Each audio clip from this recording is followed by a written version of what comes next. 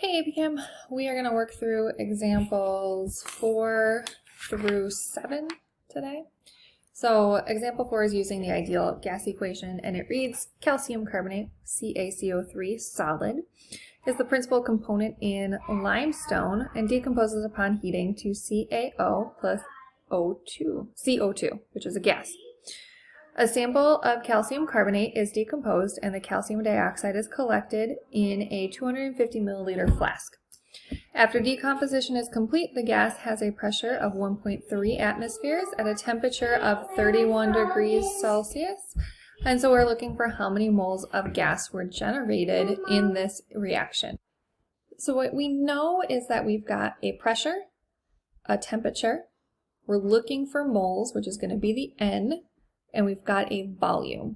The only equation that has all of those together is the ideal gas equation, so PV equals nRT. But as always, our first step is to convert temperature from Celsius into kelvins by adding 273, and that'll give us a total of 304. Then this book rearranges the equation before it plugs in numbers. So what was PV equals nRT, they rearranged to N equals PV divided by RT. Remember that R is a constant, so as long as you've got the correct units and you've matched everything up, then you can use that 0.08206. So we're going to take our pressure of 1.3 times our volume of 0.250 liters, which you get from the milliliters here. You just move the decimal place over 3. Then you're going to divide by that gas constant, so the 0.08206, and the temperature of 304 to get 0.013 moles of CO2. All right, so here is another practice problem in case you guys want to work through it. They've got the answer right there, but again, you'll be using the ideal gas law. With example 10.5, we are going to be calculating the effect of temperature and pressure. So it says a gas pressure in an aerosol can is 1.5 atmospheres at 25 degrees Celsius. Assuming the gas obeys the ideal gas equation, what is the pressure when the can is heated to 450 degrees Celsius? So that means we've got two temperatures, both of which need to be converted into kelvins by adding the 273, and one pressure. So you're going to have the equation P1 over T1 equals P2 over T2. We've got our initial pressure of 1.5, which is going to go where the P1 is.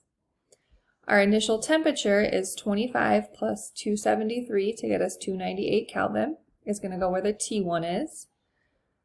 P2 becomes our x, or the variable we're finding, and T2 becomes 450 plus 273 to get us 723. So again, this is the equation you're using, P1 over T1 equals P2 over T2.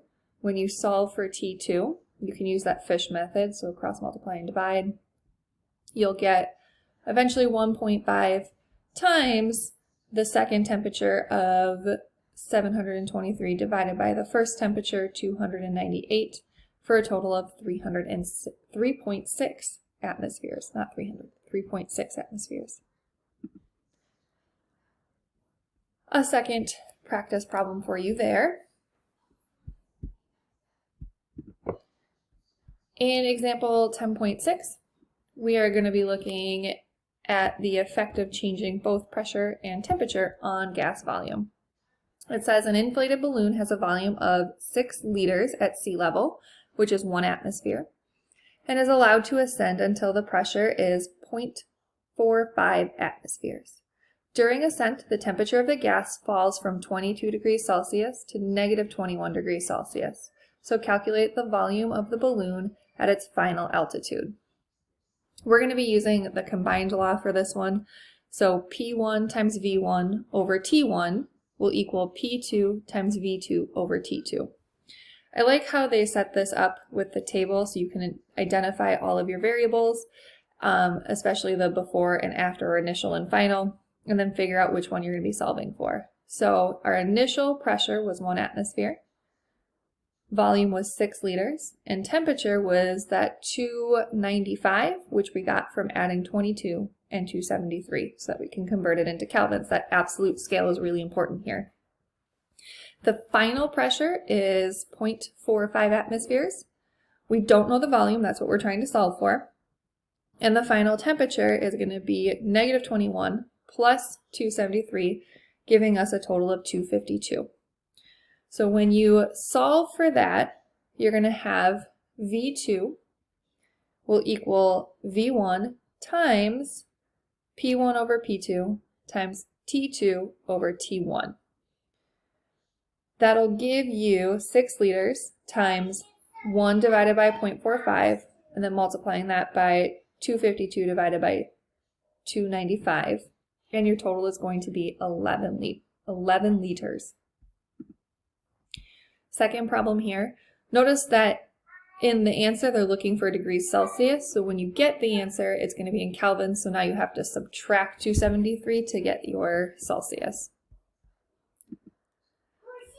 The last one that we're going to do in this one, or this little video, is the 10.7, which is calculating the density of gases. So it says, what is the density of carbon tetrachloride vapor at 714 torrs and 125 degrees Celsius?